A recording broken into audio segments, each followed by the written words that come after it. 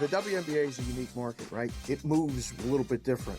You take a bet, a limit play, even if the limit is 2 dimes on a side, you don't go from 11.5 to 12. You know what I mean? You got to go. Because if they bet you the second number, then you go, oh boy, now we have a decision that we really didn't think we got a big decision. Books love decisions. Game time decisions. Only on SportsGrid. Watch out for USA and Canada in 4 years. Like cricket's going to be a sport that's growing. I made my first cricket bet last week or over the weekend. I was getting a team that was leading like 150 to 5 plus odds.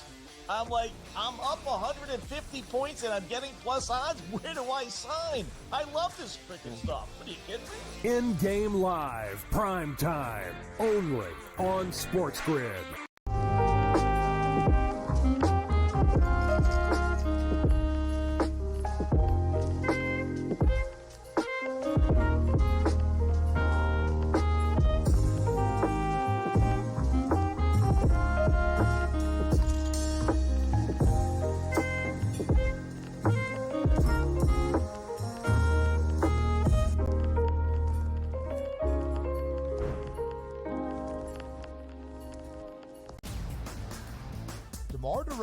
Now joins that team in Sacramento with the Kings. De'Aaron Fox, Domantas Sabonis, Devin Carter, who they drafted early, Keegan Murray as well. A Kings team, DRS, that has been a playoff contender. Is it going to equate to a championship? Probably not. That's not the goal. Make your team better every offseason. The Kings definitely got better with that move here, Ben. The early line. Only on SportsGrid.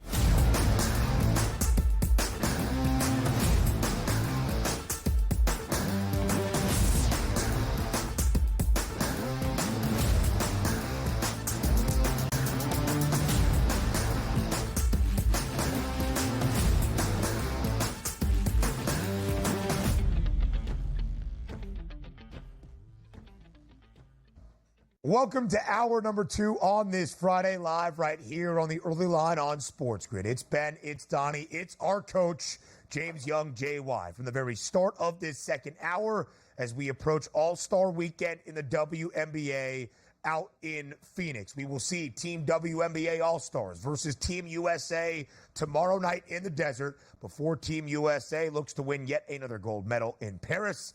And the other players get a long-awaited break. The Olympic break will take us all the way to August 15th. So we have a while until regular season action resumes, JY, but we'll get your early looks at what the second half of this year in the W will have in store. Thanks for being here on this Friday on TEL. There's nothing better for the coach to get a workout in with his trainer and then come in with the dynamic duo to start my weekend. Good morning, fellas.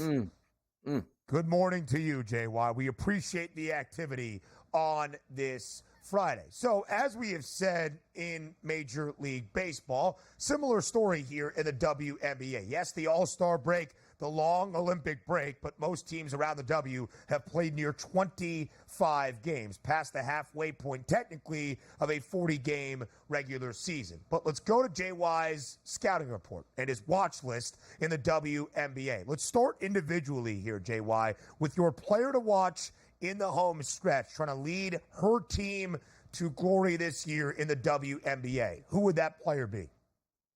You know, Sabrina Ionescu has been on an absolute heater. She was, I think, Player of the Month in the Eastern Conference in June. She just got Player of the Week just this past week, announced last night, even though Caitlin Clark had a 24-19 game. She has been absolutely dynamic. Her ability to shoot the ball from 3.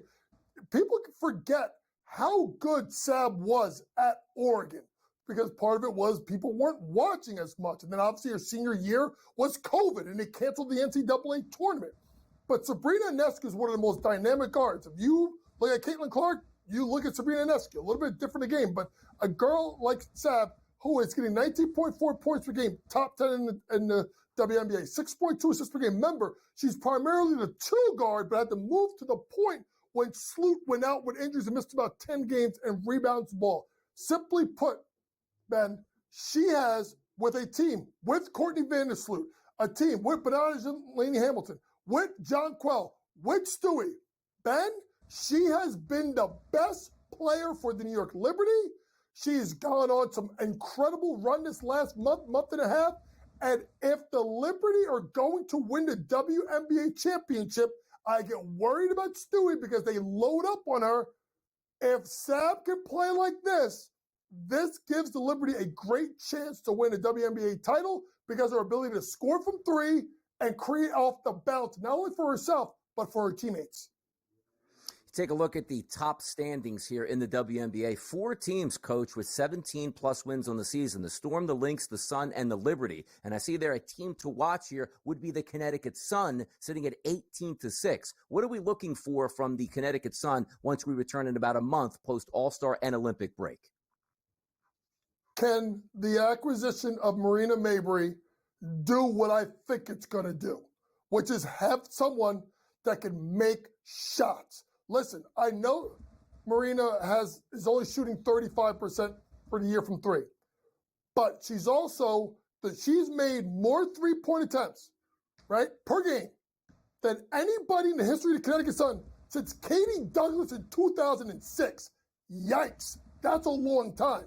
So if you have someone like Marina that can knock down shots, she's tough as nails. She is a two-way player, and let me tell you something. She's a Jersey kid. So, of course, Coach Young's going to have a little bit of that Jersey bias that she's down the way from Manasquan. And I've known this kid since she was about 10 years old. I've known her family for over 20 years. This girl is as competitive as they come, and she fits what the Sun need perfectly in regards to toughness, in regards to defense, but she gives them what they need the most is shooting.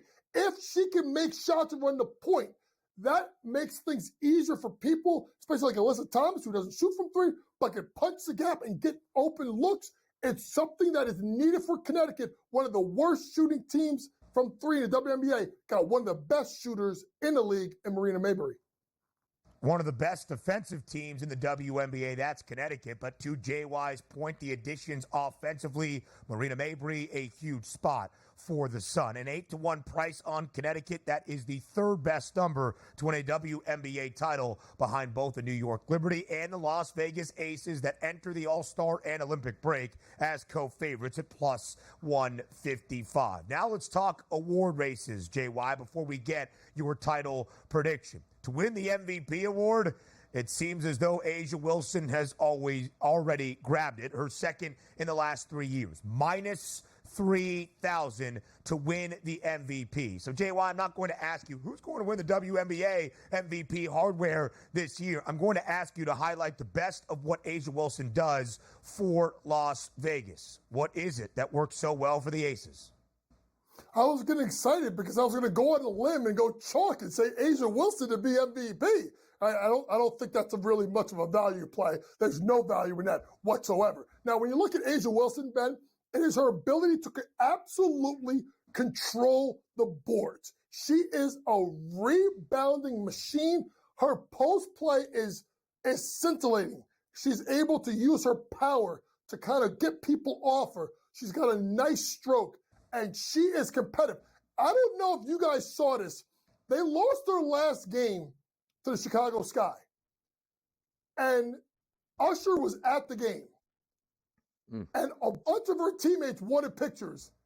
And A'ja Wilson was not too happy. She let it know that it's on social media. And I think that may be the biggest thing. She's competitive. She wants to win. This is about her legacy. She wants to win another championship. And she's got to do more in regards to leadership because I honestly think, Ben, people may not think so. I think they miss Candace Parker.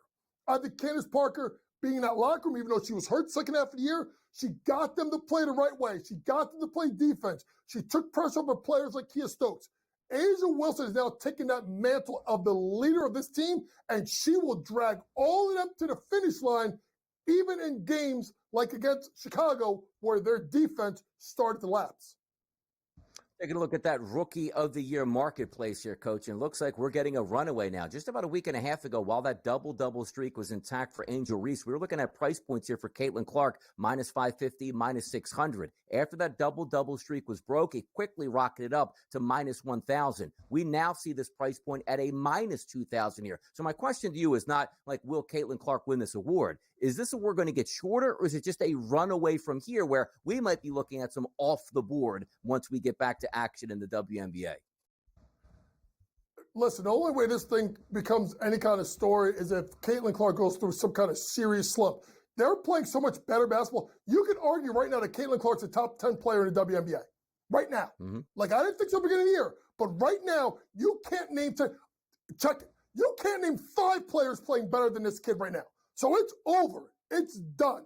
And you know what? As soon as this thing happened, when she won that game versus the Liberty, it was hold my beer. And then Caitlin Clark basically shut the whole damn door shut with that performance versus Dallas. That had nothing to do with them not playing defense. She was unbelievable at what I watched. What do you want to call her? Larry Bird, Steve Nash, Tina Pinchero? I don't care. Put them all together, make a pot of gumbo. That's how good she was. She was unbelievable. She's a top 5 player in the board, and don't even try betting on Angel Reese to win Rookie of the Year.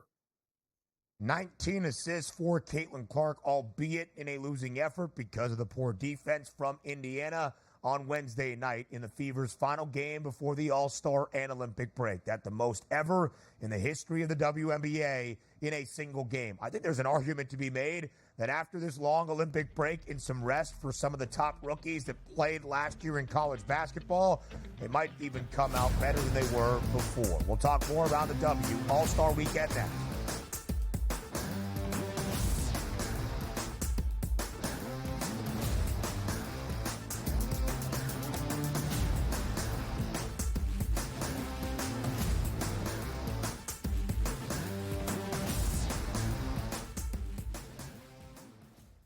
Anyone that's been to a sporting event, the atmosphere before a game, I think Game Time Decisions has that same exact atmosphere. This is our arena.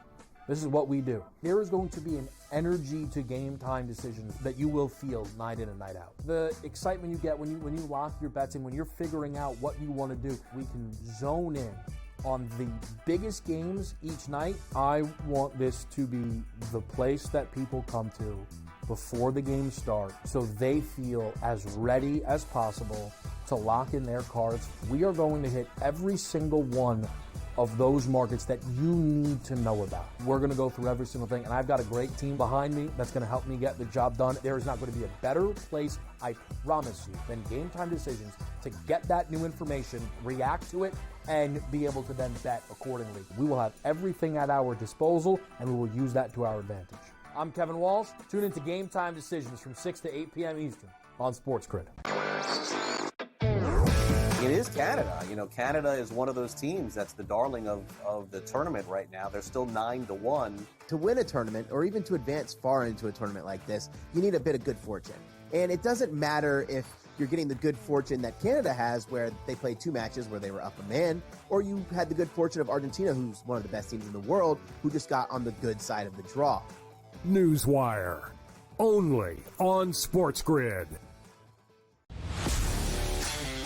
Watch out for USA and Canada in 4 years. Like cricket's going to be a sport that's growing. I made my first cricket bet last week or over the weekend. I was getting a team that was leading like 150 to 5 plus odds.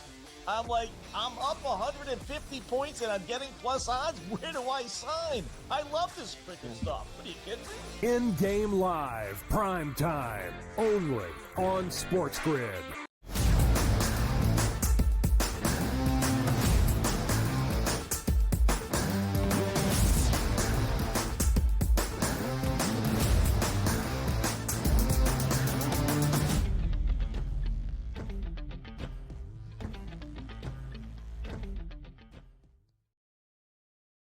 All-Star Weekend in Phoenix in the WNBA. One final piece of the scouting report from our coach, JY, here for a second consecutive segment before we look at what all of the festivities All-Star Weekend has to hold out in the desert. JY, at the bottom, we asked for your title prediction this year in the W.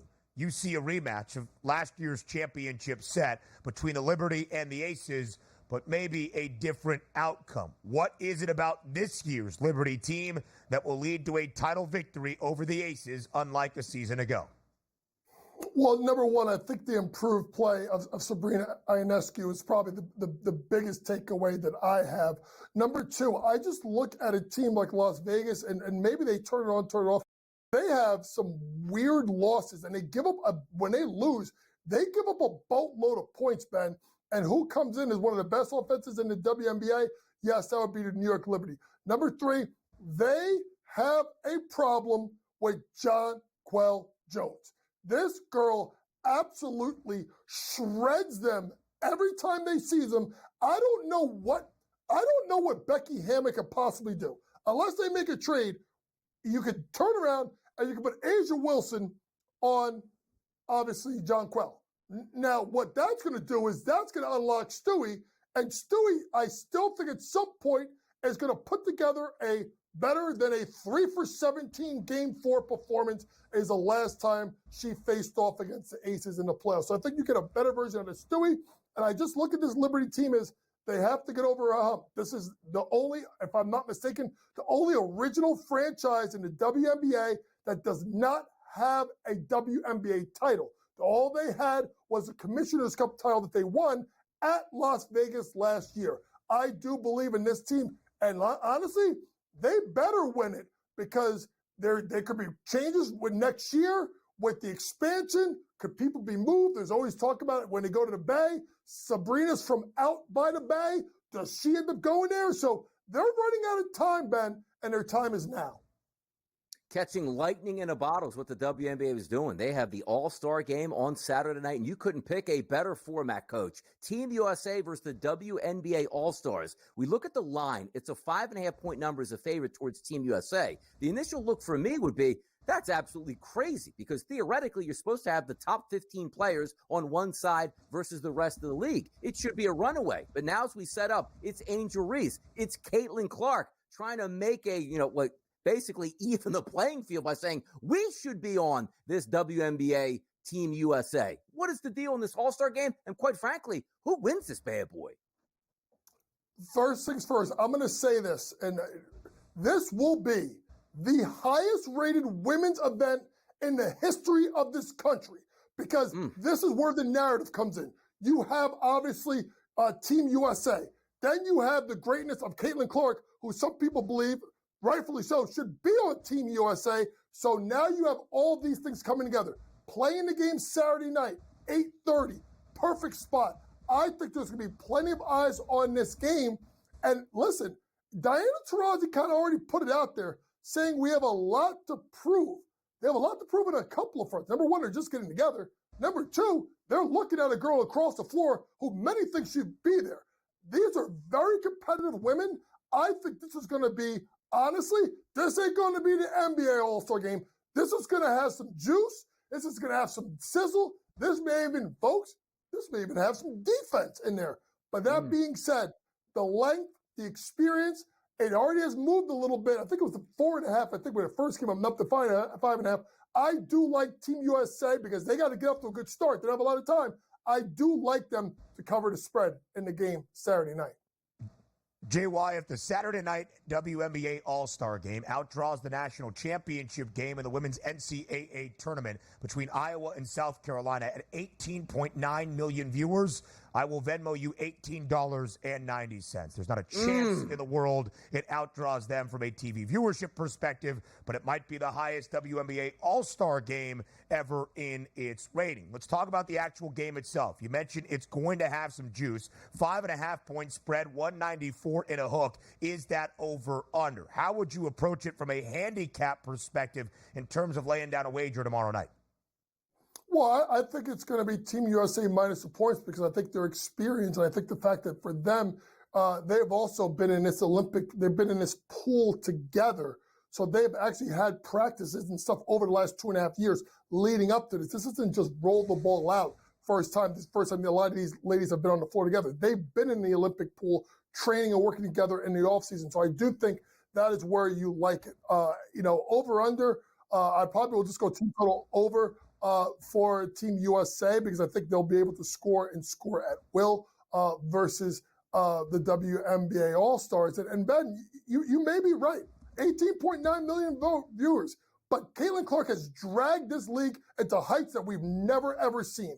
And there is a narrative that a lot of the Caitlin Clark supporters are going to watch this game because they want to see how she does. I think you get the other side of the people that want to see, can she do it? So, I mean, you may sit there and say that there's no chance. Maybe it's not 18.9 million viewers. I think it surpasses WNBA All-Star game. I think it surpasses every WNBA game, period, on Saturday night.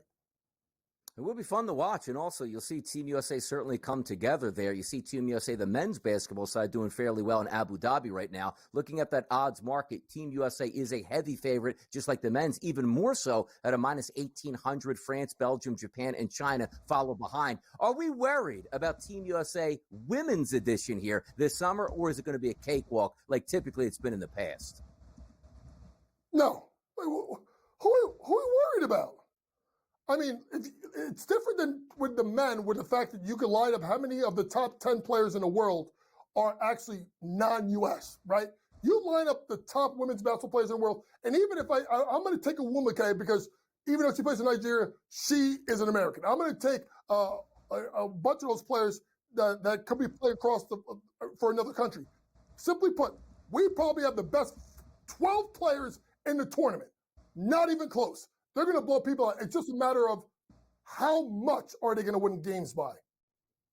Yeah, absolutely. So those spreads are going to be ridiculous. Team USA has won 7 consecutive gold medals dating back to 1996 at the Olympic Games. More on the early line up next.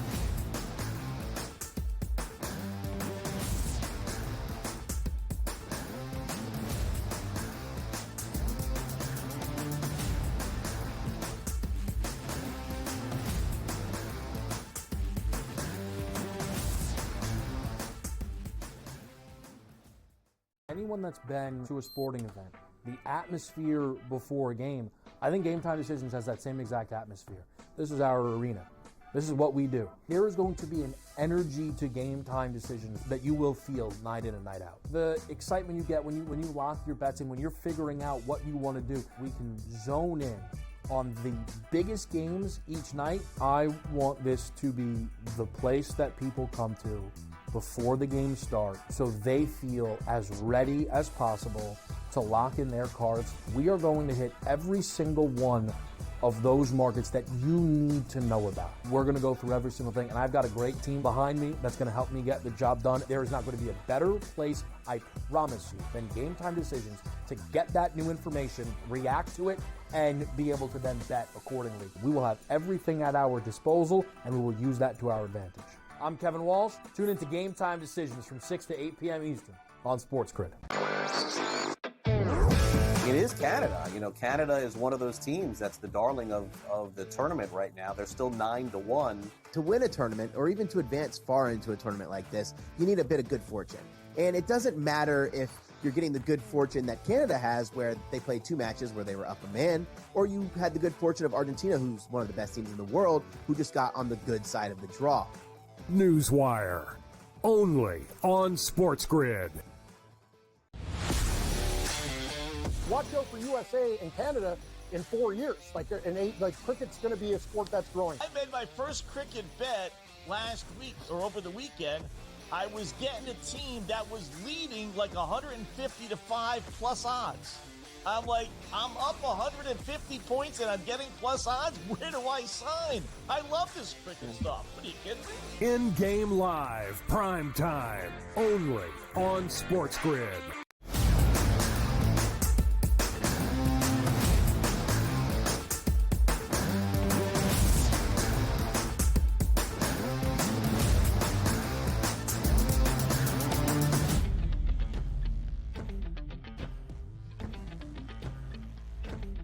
Before we get to the WNBA All-Star game tomorrow night, there is the skills competition in the three-point contest as well. Now, just to clarify a couple of statements that we made yesterday, both Caitlin Clark and Sabrina Ionescu were offered spots in the three-point field and both politely declined. So that's why they are not involved in the 3-point shootout. But the favorite to win the 3-point contest at an even plus 100 price, that's Kayla McBride of the Minnesota Lynx, the most made threes this year at 76. As we look at the skills challenge, Erica Wheeler, a 3-to-1 number, is the favorite. JY's New Jersey girl, Marina Mabry, there at a plus 330 price as well. JY, how will you approach the handicap of the competitions on All-Star Weekend in Phoenix?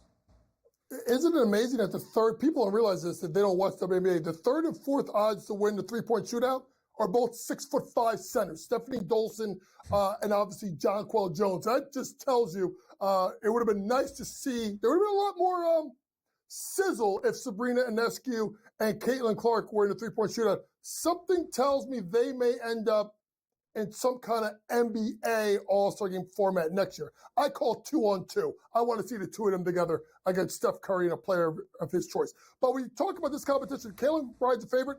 I am going to go with Marina Mabry to win the 3-point shootout. I think she is a dynamic shooter. Now, Kayla McBride leads the lead in threes, but she's had some moments where she's gone a little bit cold. I think Mabry can take her out. And I'm going to go with the favorite, Wheeler, who is a dynamic, quick, lightning guard, can shoot the ball pretty decent. I'll go with her to go and win the skills challenge.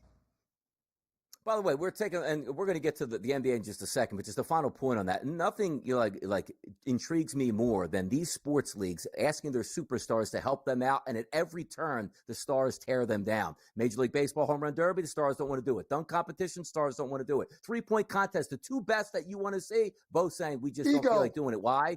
Exactly. It makes no sense to me at that point. But when we're talking about ego, what a good transition here, JY.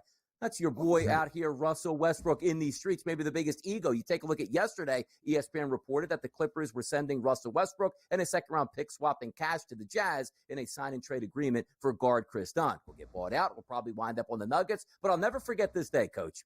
Just a few short years ago with the Lakers, he was supposed to be brought into the Lakers as to be that guy that's going to help LeBron James get a breather and still be able to win an NBA championship along the way. And it turned out to the Lakers fans just hoping he went away, and he opted into that $40+ million contract, which crashed the Lakers' plans, and went out on IG with a video of him in his car singing to a music song in the background. Never forget that. He's all about himself. And now he's with a winning organization. Can he dampen the terms of this winning organization now, Coach?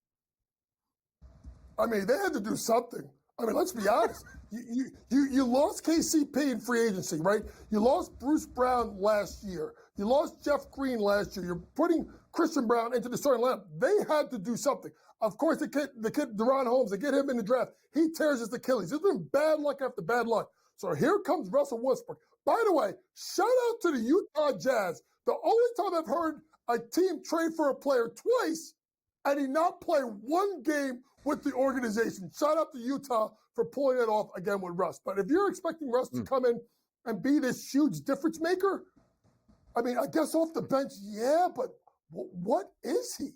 I mean, what can he do? This is a guy last year who shot the ball 27.3% from the three-point line. Still can get the rebounds and assists, but he's not the guy that you think can really get you over the hump. I really look at a team like, really, because of what they did, Oklahoma City, they're the best team in the Western Conference. I don't know what Russ really does for Denver. Put that up again just so Donnie can take a look.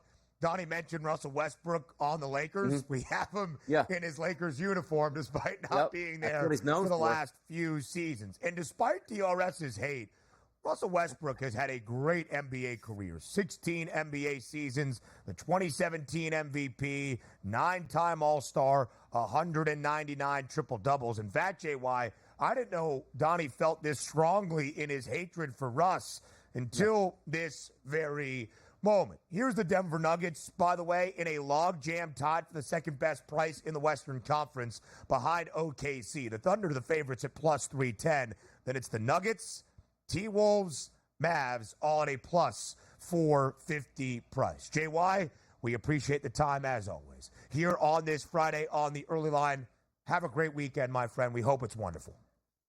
Thank you. It's always a pleasure. And unlike Donnie, I don't hate. I congratulate. Russ is great, but not this year. And I'm giving you my own fadeaway. I'm calling it. Do it. You could have done some play-by-play break, too. Hey, travel. Right away to the Braves Major League Baseball. Go the other way. Travel.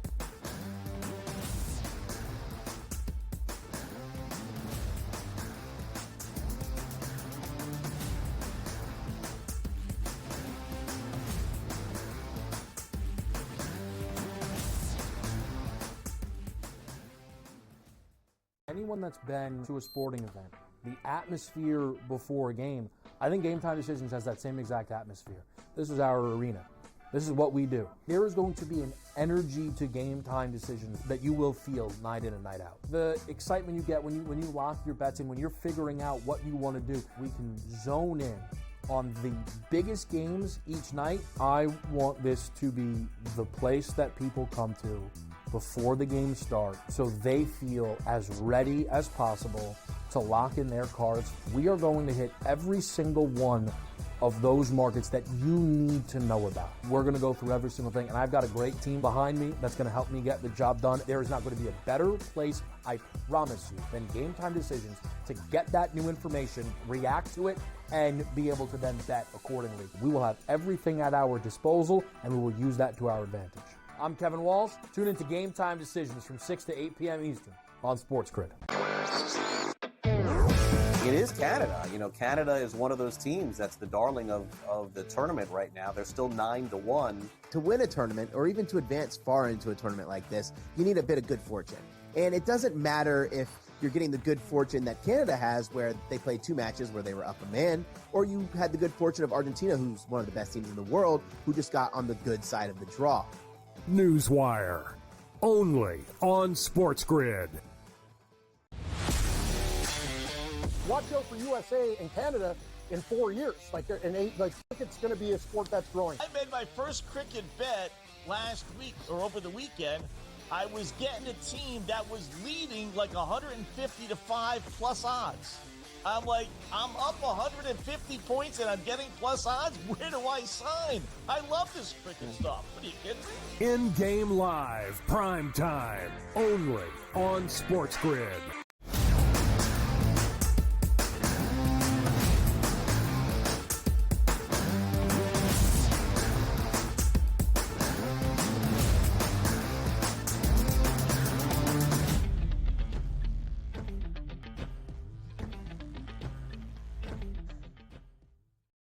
Joe Raineri joins us live right here on this Friday on the early line on SportsGrid to take a look at the second half of this Major League Baseball season, beginning with a full slate on this Friday. Joe, as always, we appreciate the time. Thank you for being here. Donnie actually thought you would be co-hosting TEL with him on this Friday, so at least we get an appearance for the next few segments. I had more faith in you than Donnie, Ben. I knew there was no way you could be somewhere at another wedding. There's just no way that any man could have that many people getting married in a year. But I'm glad to be here between the both of you.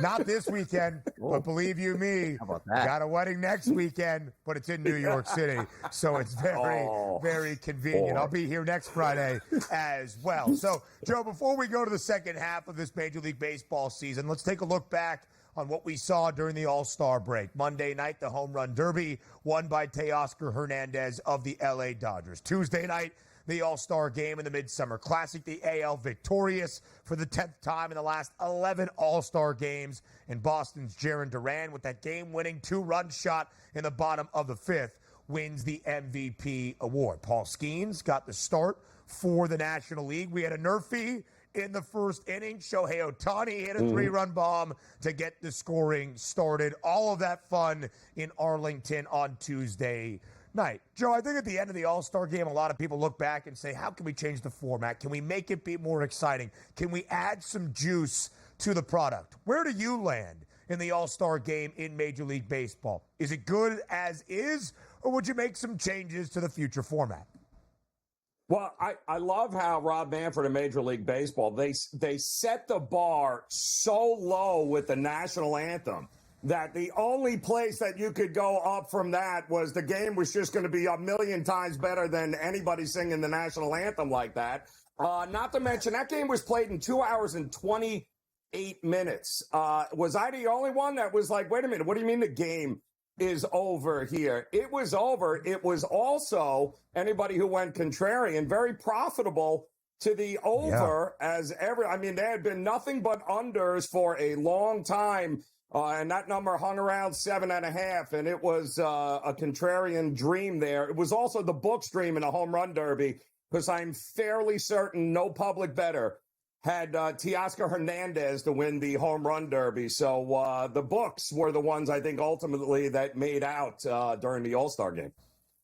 Yeah, we take a look at it again. I always like to analyze, are we out of our realm at this point? Do we need these All-Star games? And I was, pounding the door for years for the NFL to get rid of that mockery, and they finally did. But the NFL used to always tell us as well, Joe, hey, look, we get just as many. We're like the best viewed show of the week on television, even though you hate the Pro Bowl, it makes us money. But that doesn't always mean it's great for the product here. The one thing I'll always say about Major League Baseball, you get the truest form of the game itself from the All-Star game at Major League Baseball than any other sport. But it doesn't mean it's great, because when you look at the viewership, you say, hey, look at that, 6% up from last year, without telling the full context of last year was the lowest rated All-Star game of all time. And the home run derby down 11%. That's a simple fix. Put some superstars in there. So I'm asking you this. Are we looking in the next 5 to 6 to 7 years where the All-Star games gets completely changed, or are they just going to ride this out and say, there's nothing else to watch? Some people will watch it and will still make money. We have this conversation every year. I mean, look at where the NFL started with their, All-Star game versus where it is now. We're playing flag football and things like that. Major League Baseball, no sport lives in the rearview mirror better than Major League Baseball. So I don't see them. A couple of tweaks here and there. Listen, what we got is years of them trying to get games at about 2 hours and 20 minutes. That's their dream game. I'm not a big believer in that. You let the game breathe, and wherever the game goes here. But you are never at this point in the season going to convince the biggest names in the sport to participate in this. There's just no way around it. I mean, let's think of it. Outside of Skeens and Corbin Burns, did any of us have a really good idea of who the pitching staffs were going to be and what were the big arms? And, there's a lot of mediocre baseball teams out there that have to have players show up. And outside of Paul Skeens, how many people were interested in anything else that game had to offer? My guess would be not a whole heck of a lot.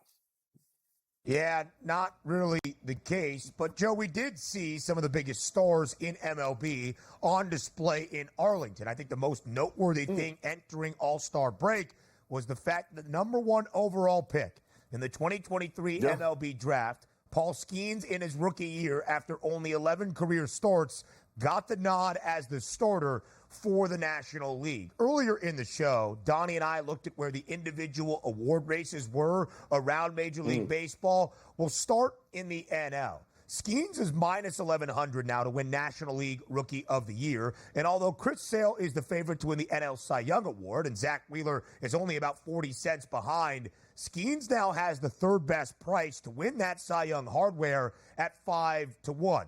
They're already etching his name into the NL Rookie of the Year trophy. But in your estimation, does Paul Skeens have a legitimate chance of winning the National League Cy Young Award this year? It's going to come down to how relevant is Pittsburgh come middle August. Because if I'm Pittsburgh, this is all fine and dandy, but I didn't bring them up until mid-May. I'm a mediocre or less than mediocre baseball team that may or may not be battling for a ridiculous, 8th wild card spot here in the playoffs. And if things go hard left and all of a sudden they're not in contention by the middle of how many times are you rolling Skeens out there, and for what benefit?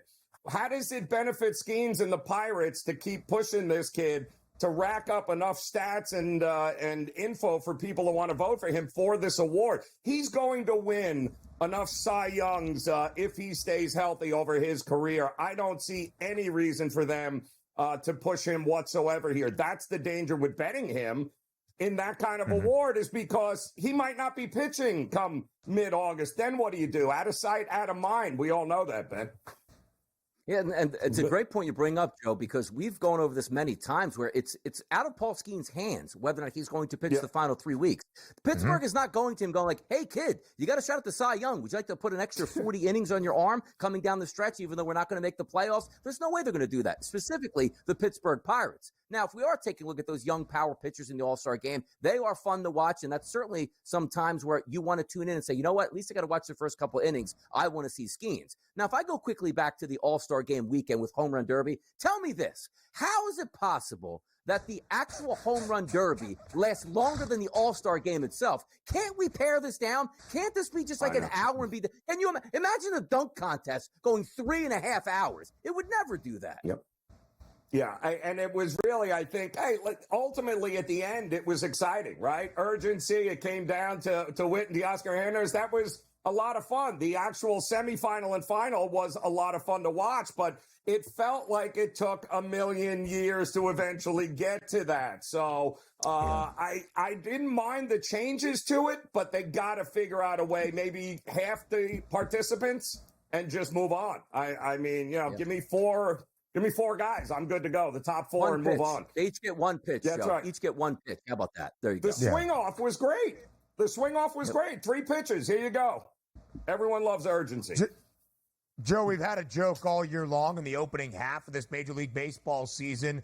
Where's the fork? Are we going to put the fork in the Houston Astros to be well done? Are we putting it back in the drawer? It's now completely broken on Houston. I think we can put the fork in Donnie's ideas for what the Home Run Derby means in the significance of his life. He has made a lot of pitches. The longest home run, that being the actual winner, maybe juice the boys up like they were back in the day. His favorite, though, Raineri, is a bunt contest like we see in the Korean Baseball League in the KBO.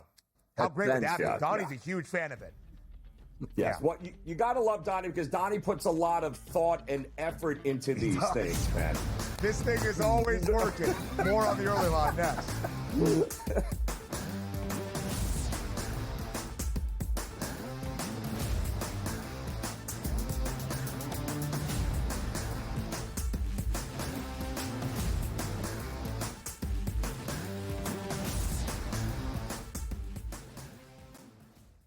Anyone that's been to a sporting event, the atmosphere before a game, I think Game Time Decisions has that same exact atmosphere. This is our arena. This is what we do. There is going to be an energy to Game Time Decisions that you will feel night in and night out. The excitement you get when you lock your bets in, when you're figuring out what you want to do, we can zone in on the biggest games each night. I want this to be the place that people come to before the games start so they feel as ready as possible to lock in their cards. We are going to hit every single one of those markets that you need to know about. We're going to go through every single thing, and I've got a great team behind me that's going to help me get the job done. There is not going to be a better place, I promise you, than Game Time Decisions to get that new information, react to it, and be able to then bet accordingly. We will have everything at our disposal, and we will use that to our advantage. I'm Kevin Walsh. Tune into Game Time Decisions from 6 to 8 p.m. Eastern on SportsGrid. It is Canada. Canada is one of those teams that's the darling of the tournament right now. They're still 9-1. To win a tournament, or even to advance far into a tournament like this, you need a bit of good fortune. And it doesn't matter if you're getting the good fortune that Canada has, where they played 2 matches where they were up a man, or you had the good fortune of Argentina, who's one of the best teams in the world, who just got on the good side of the draw.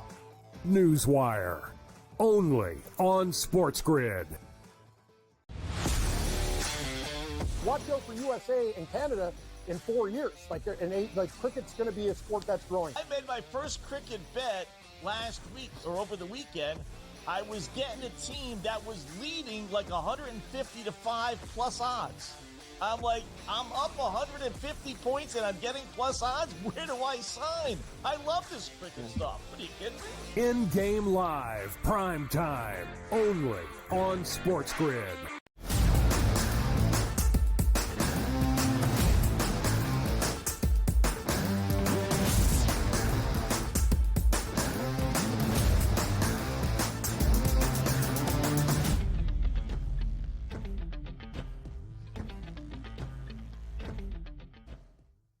Joe Raineri's Major League Map as we get ready to go here in the second half, the home stretch of this 2024 Major League Baseball season. We'll look at the National League pennant prices, then those AL pennant odds as well. Joe, let's start in the National League. Donnie and I have had this conversation so many times. I'm interested to get your take on the idea of the tier of two at the top. The Dodgers still the favorites to win the National League pennant in front of the Phils. But Philadelphia has the best record in MLB, 62-34, and swept the Dodgers in the final week of action before the All-Star break. Is LA correctly priced as the favorite to win the National League pennant in front of Philadelphia? No, as far as I'm concerned. And I got another premonition for you here. I think the Dodgers are going to set the Major League Baseball record for the amount of different pitchers they're going to use in one Major League Baseball season. Do we realize that? I mean, when you go down, they've got 7 starting pitchers on the IL here, guys. Buehler, Glasnow, Gonsolin, Kershaw, Dustin May, Emmett Sheehan, Yamamoto. They actually signed Brent Honeywell off of the street. He was at an Applebee's, and they had to bring him in last weekend to be able to pitch. This is not going to get, I think, any better. And I think with the Mookie Betts injury, I think they are very susceptible. This was a team that was supposed to win 106.5 games or more this year. You got to be kidding me. I think this is a recipe for disaster. I think the Phillies are in a much better spot than what the Dodgers are. And I think the wrong team is the favorite here to win it all. I agree with you, Joe, because I think from a totality standpoint of roster construction, the Phillies have it all. Solid bullpen, 1 through 9 starting pitching, and certainly a great 1-2 punch, which you need for the playoffs. But for the people that have Dodgers tickets right now and the anticipation of the Dodgers in the second half of the season, are you just putting all of your marbles and saying to yourself, you know what? They're going to make a move for 2 frontline starting pitchers and get another bat at the deadline because that's what the Dodgers do? Is that smart money being thrown at the Dodgers on the anticipation that they could do something?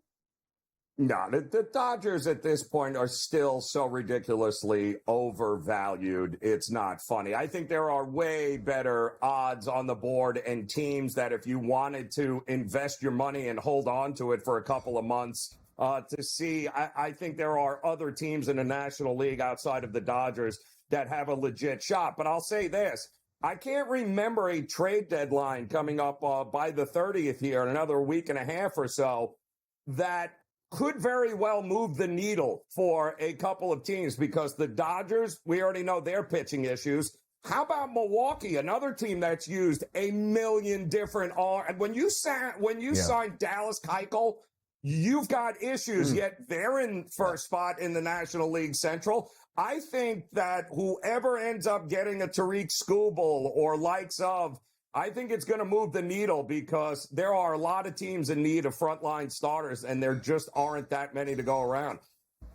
We're about a week and a half away from the end of July and the Major League Baseball trade deadline on that final day of the month, July 30th. So, Joe, to your point about the Dodgers win total, sky-high expectations, of course, before this season got underway. 102 and a hook was the official number on the FanDuel Sportsbook. The Dodgers have played 97 games so far, so in their final 65 here down the stretch, they would have to win 47 of the 65 to go over 102 and a hook. That's a win percentage of .723. That would be astronomical, and the Dodgers will still be shorthanded following the All-Star break. Joe, the story before the year in the National League was a tier of two. It was just another NL East team in favor of Philadelphia, the Atlanta Braves. The Phils weren't all that far behind in the pennant prices. The Braves not all that far behind here in the pennant prices as well in the All-Star break.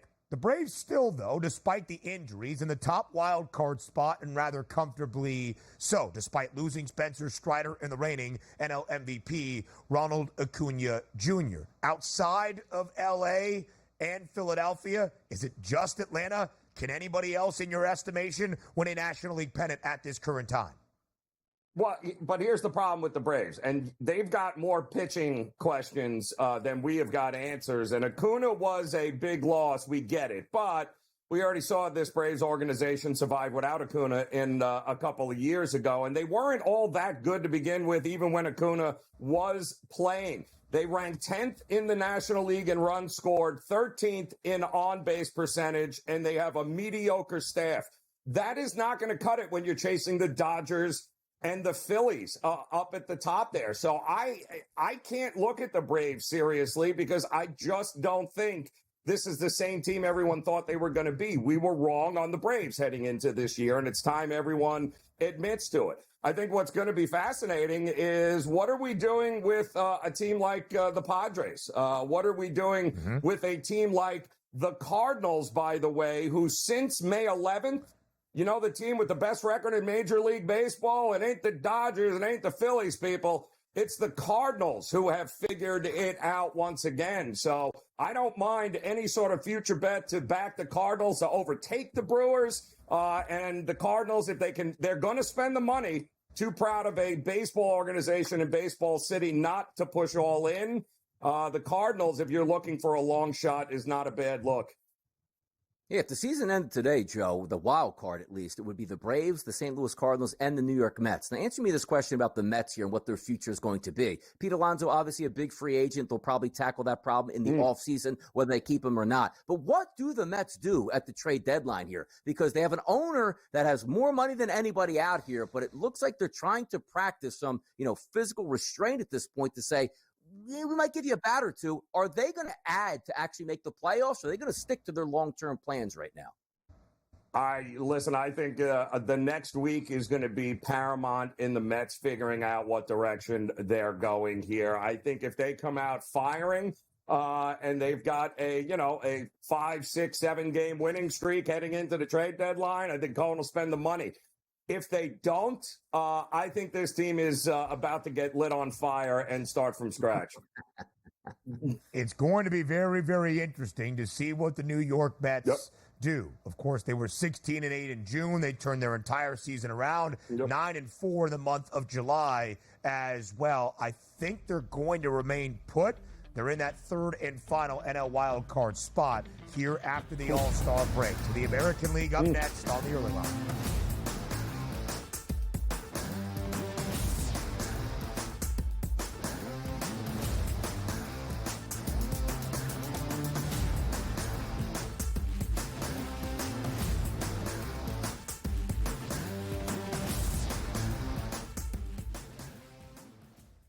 Anyone that's been to a sporting event, the atmosphere before a game, I think Game Time Decisions has that same exact atmosphere.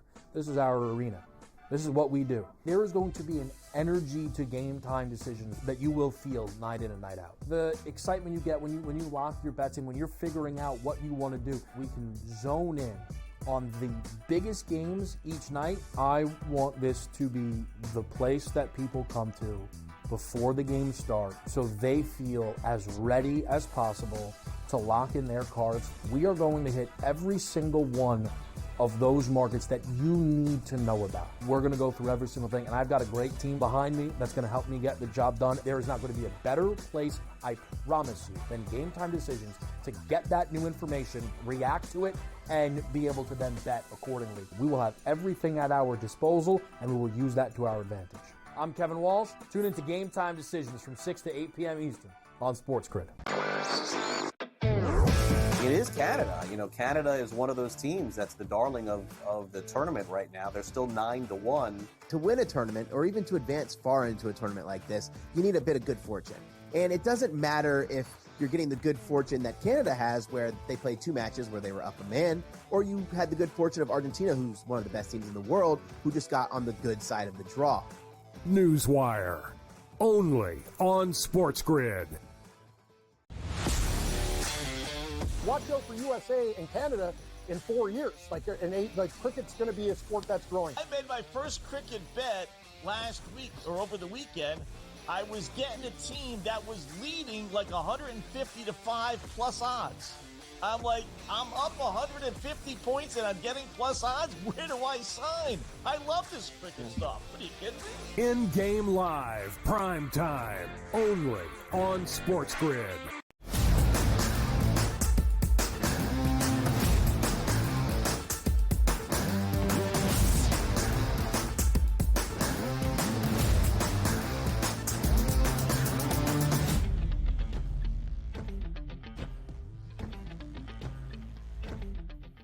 Now over to the American League as the All-Star break comes to a close and a full Friday slate begins the second half of this MLB regular season. The third and final segment in a row for Joe Raineri, the hardest working man at the SportsGrid. So, Raineri, as we look at the American League, unlike the National League with only 3 teams having a 3-digit price to win a pennant, that would be the Dodgers, the Phillies, and the Braves, there are 6 teams with a 9-to-1 price or shorter to win the American League pennant. Based on the odds makers, do you consider the AL pennant race to be a little bit more up in the air?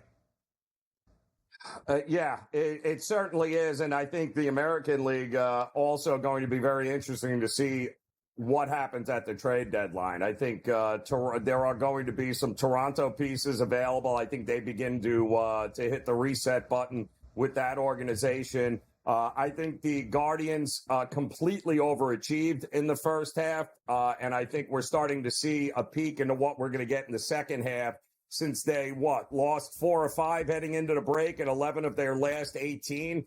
I mean, they've been a great story. They've been good, but, they lost Bieber to start. They lost their ace. They still have a good bullpen, but I'm not buying the Guardians. I think the Twins are very much alive in that division to begin with. And I think with the Yankees and the Orioles, it comes down to, can the Yankees get enough to help and support that bullpen? And can the Orioles get enough at the trade deadline to solidify that front end of their rotation? I think it's going to be a battle down to the end between the Yankees and the Orioles, and it wouldn't shock me if it comes down to the final week of the season between those two.